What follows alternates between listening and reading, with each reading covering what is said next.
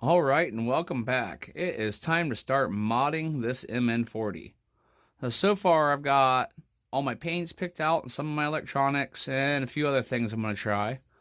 I've got the brown for the interior, this tannish gray color for the overall body, the off satin white for the top, the black for the fenders, and this rust color I'm going to use as base to start doing kind of some weathering on it. I've also got weight for my tires, a 13-gram all-metal waterproof servo, and it definitely feels like it has a little bit of weight to it. It's a pretty nice little servo. I think that's going to work out pretty good. Then I have a 30 amp ESC for it with a brake, and I am going to try something that I haven't seen done yet. I don't know how well it's going to work out. It's either going to be really awesome or mess the whole truck up. I am going to try to make this into an opening hood. I think in order to do that, I've got to cut these two lights off first so I can get a nice clean cut along the side. And then I can reattach them by drilling a hole through the bottom of the fender and adding a screw or with some glue. I haven't figured that all out yet. And there's several other little things I'm going to do along the way. I'll keep you updated, but for right now, I think I'm going to get started on this hood, taking everything apart and get started on the hood first. So I have gotten it all apart. It was a little bit of a chore. Some of that stuff was really in there. Getting the glass out was not easy. And I had to undo all the wiring for the lights and everything. I've removed all the steering components out of the inside, so there'll be no more bang bang going on in there. And the interior's out and ready to get painted. Same with the top. I've got the rack off of it. Here's the board that it would have came with. And we are going to replace that with an electronic speed controller. I've also removed the battery box because that'll help get rid of more weight in the rear end. Now to the body itself. I still plan on going forward with cutting this hood open. Even though two of the mounting brackets are located in the corners of that hood. So I'm going to have to remove those two. Those mount to the... Oh, where's the piece at?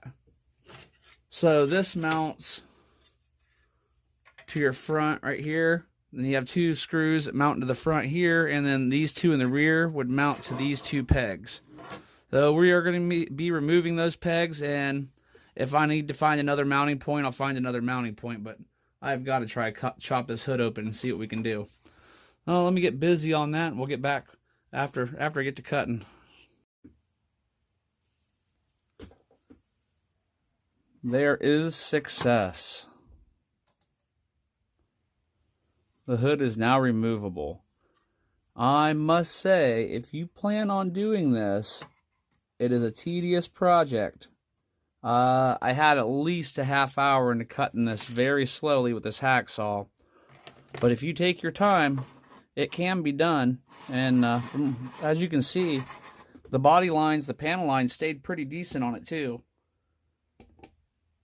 So just a little bit of sanding, and I think that'll really do the job. Then I'm not only going to be able to have a cool opening hood, but I should be able to mount my battery in the front, get rid of some of that tail weight. Oh, ideas for hood hinges. I'm thinking maybe of going with some of my miniature airplane hinges for small control surfaces.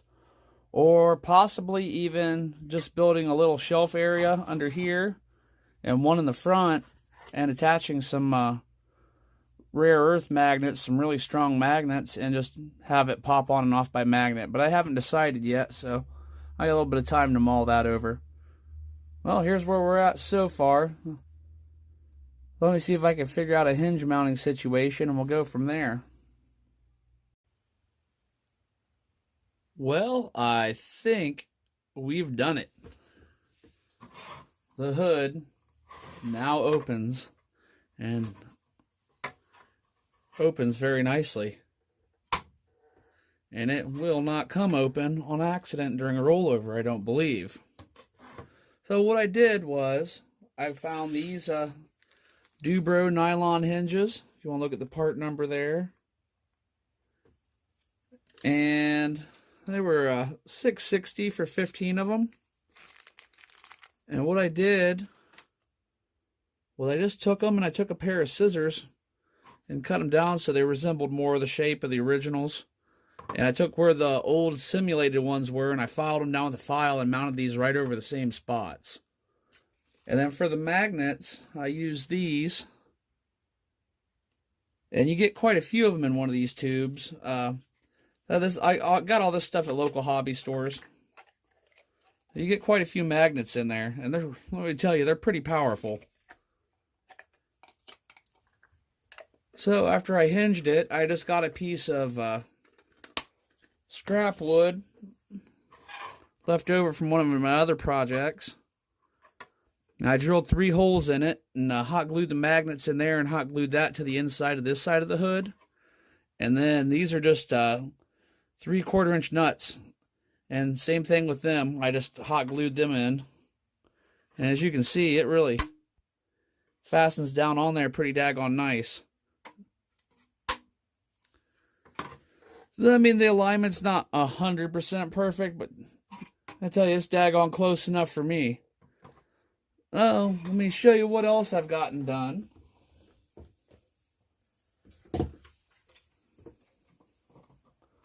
Well, I've started on the paint. So there's what the top's going to look like. And it just kind of gives you an idea of the style of paint job I'm going to go for throughout the vehicle. And I believe this is probably about where we're going to wrap up this video. I don't want these to get too much longer. We'll do them section at a time, but there you go. That's the first hood mod I've seen. I really haven't searched for them. Somebody else may have done one, but I'm pretty happy with how that turned out. A little bit of patience. You could have the same thing on yours. Any of the ones that don't open. So stay tuned for the next part of this series. We'll be moving on and getting the interior. I picked up this guy. He was $1 at one of the dollar stores. So I think he's going to work out about perfect. And that's about it. So thanks for watching. I hope you enjoyed this mod and the beginning of this series. So have a great day, and I will catch you on the next video.